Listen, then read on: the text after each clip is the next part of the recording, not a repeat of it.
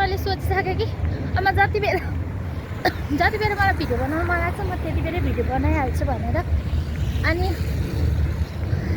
विषयवस्तुहरू चाहिँ अब जे मेरो दिमागमा सोचेको छ त्यही बनाउँछु भन्ने सोचिराखेको छु। मैले चाहिँ नेपालमा के कुराहरूलाई चाहिँ डेभलप गर्न सकिन्छ अथवा हुन्छ नि अब यस्तै अहिले नयाँ सरकार आएको छ, अब यो नयाँ सरकारले चाहिँ के गर्न सक्छ भनेर चाहिँ तिनै विषयवस्तु अनि नेपालको सबैभन्दा प्रमुख समस्या के हो भनेर हो त्यस्तै विषयवस्तुहरूलाई लिएर चाहिँ भिडियो बनाउँछु भन्ने सोचेको छु।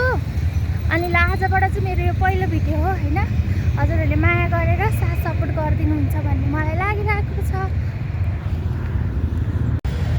हेलो साथीहरू, आज चाहिँ म यो 3 कुनेमा बसेर चाहिँ भिडियो बनाइराखेको छु। अनि यहाँ चाहिँ म कहाँ छु भने फुटपाथमा छु होइन।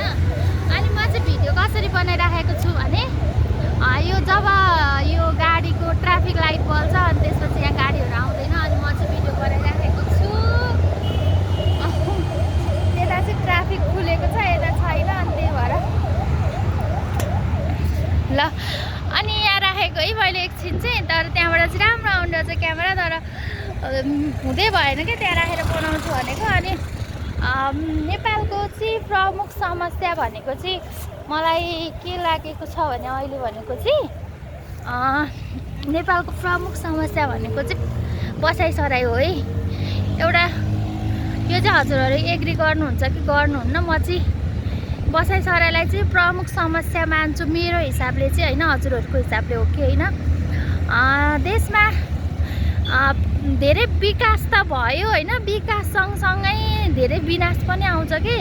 विकास कस्तो हिसाबले भयो भने विकास हुँदै गर्दाखेरि विकास भएको कारणले गर्दा जस्तै मानिसहरू चाहिँ बढी सहरी क्षेत्रमा आकर्षित हुनु, वैदेशिक रोजगारीमा आकर्षित हुनुको कारणले गर्दाखेरि चाहिँ धेरै गाउँ पहाडहरू चाहिँ अहिले चाहिँ धेरै गाउँहरू चाहिँ अब मान्छेविहीनै भइसकेका छन् नि त। अनि मलाई प्रमुख समस्या चाहिँ बसाइसराई अथवा त्यही बसाइसराई नै हो जस्तो लाग्छ। जनसङ्ख्या वृद्धि कम हुनु पनि हो, बसाइसराई पनि हो है। साथीहरू, यो समस्या चाहिँ के कारणले भइरहेको छ भने नि यो त्यही कुरा विषयवस्तुलाई चाहिँ म प्रत्येक दिन एउटा टपिकमा कुराकानी गर्छु। आज चाहिँ म फर्स्टमा चाहिँ मानिसहरूको सबैभन्दा प्राथमिक आवश्यकता घाँस होइन, घाँस खाना पाउनु चाहिँ सबै व्यक्तिहरूको, सबै मान्छे, जनावर, पशुपक्षी सबैजनाको नैसर्गिक अधिकार हो। सबैभन्दा प्रमुख अधिकारमा चाहिँ उसको अब आवश्यकता अधिकार जे भए पनि खाना चाहिँ पाउनुपर्छ जसले नि होइन। त्यो भएर नेपाल सरकारले चाहिँ अब सुरुमा गर्नुपर्ने मुख्य कामहरू चाहिँ के छ भने अब सबै ठाउँमा मान्छेहरू खानै नपाएका छैनन् भन्ने कुरा हुँदैन। नेपालमा पनि खानै नपाउने मान्छे छन् र भन्ने प्रश्न पनि आउला होइन। तर त्यो हामी जस्ता सधैँ खाना पाउनेहरूले सोच्ने हो क्या त्यो चाहिँ। अनि त्यस्तो चाहिँ के हुन्छ भने के अरे सबैजनाले खाना पाएकै छ भन्ने चाहिँ हुँदैन होइन। कतिपय ठाउँहरूमा चाहिँ अझै पनि खानाको लागि चाहिँ धेरै गाह्रो छ खाना खानलाई उहाँहरूलाई चाहिँ। र खाना खानको लागि कसरी गाह्रो छ भनेर हजुरहरूलाई लाग्छ होला। कतिपय ठाउँमा चामल उत्पादन हुँदैन, त्यो ठाउँमा चाहिँ चामलै पुग्न पनि गाह्रो छ एक नम्बरमा। अर्को नम्बरमा रोजगारी नभएको कारणले गर्दा चाहिँ कतिपयले बिहान खाँदा बेलुका के खाउँ भन्ने अवस्था पनि सिर्जना भइरहेको छ।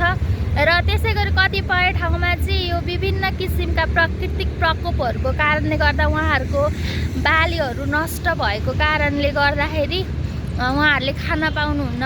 र सबैभन्दा प्रमुख यो सरकारले गर्नुपर्ने चाहिँ जहाँ छ जसले चाहिँ खानासम्म नपाउने स्थिति छ भने त्यो कुराको चाहिँ सुनिश्चितता गरिदिनु पर्यो। कसरी भने उहाँहरूलाई एक ठाउँको खानेकुरा अर्को ठाउँमा पुर्याइदिएर हुन्छ कि अब त्यस्तो केही गरी त्यस्ता प्रकोपहरू आइलायो भने उनीहरूलाई इन्सुरेन्स मार्फत राहत दिएर हुन्छ कि अथवा हो त्यस्तै केही गरेर त्यो एउटा कोषहरू बनाएर खानासम्म चाहिँ सबैले पाउनुपर्छ। अनि खाना पाउनेसम्मको जागिर चाहिँ सबैलाई दिनुपर्छ। यो चाहिँ मैले खानाको कुरामा मात्र भनिरहेको छु है साथीहरू। यो चाहिँ खान पाउनुसम्मको चाहिँ जागिरको चाहिँ उहाँहरूले सुनिश्चितता गरिदिनुपर्छ। एक नम्बरमा चाहिँ यो चाहिँ गर्ने पनि। खानाकै अभावमा चाहिँ मलाई लाग्छ नेपालमा खानै नपाएको कारणले धेरै व्यक्तिहरू विदेश जानुभएको छ क्या। घरमा अब 4-5 जनाको जहान हुनुहुन्छ होइन, अनि 4-5 जनाको जहानमा एकजना काम गर्ने मान्छे हुन्छ, अनि त्यो कारणले गर्दा अनि विदेश जानु भइरहेको छ क्या। यहाँ बसाइसराइ चाहिँ प्राय शिक्षा राम्रो, स्वास्थ्य राम्रो अथवा रोजगारी राम्रोको कुराले बसाइसराइ बढिरहेको छ भने वैदेशिक रोजगारी चाहिँ अलिकति यो गल्फ कन्ट्रीहरूतिर चाहिँ खान नपाउने परिस्थिति घरमा सिर्जना भएको कारणले गर्दा पनि गइराख्नु भएको छ उहाँहरू चाहिँ। त्यो भएको कारणले गर्दा हजुरहरूले चाहिँ यो भिडियो धेरैभन्दा धेरै सेयर गरिदिनु होला होइन।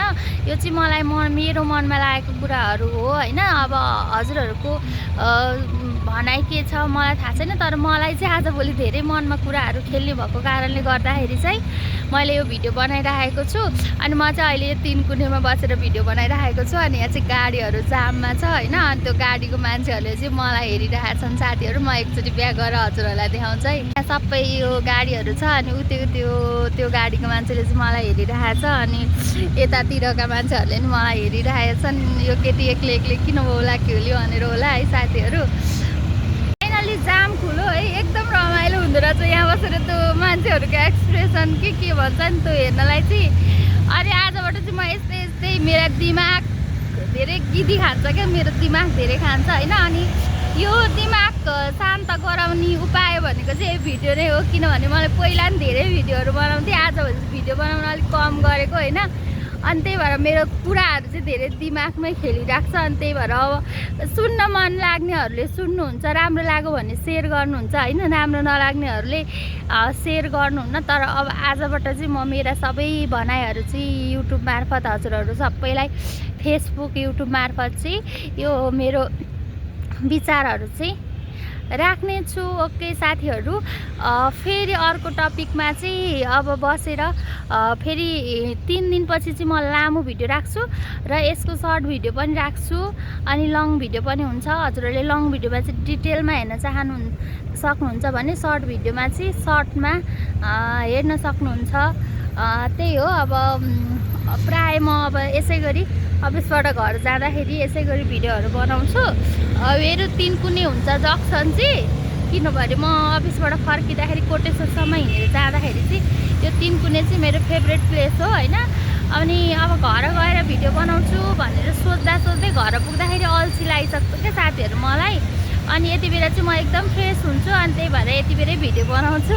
हजुरहरूले नि हेरिदिनु होला। अनि यहाँ चाहिँ टक्क लाइट है, यहाँ तल लाइट हुन्छ, अनि तल लाइटबाट गाडी रोकिँदाखेरि यहाँ खाली हुन्छ बाटो, अनि त्यहाँ माथिल्लो लाइटमा मान्छेहरू आउँछन् अनि मलाई हेर्छन्, अनि त्यसपछि फेरि माथिल्लो लाइट खुल्छ, त्यस्तो हुन्छ है। यहाँ एकदम रमाइलो हुन्छ।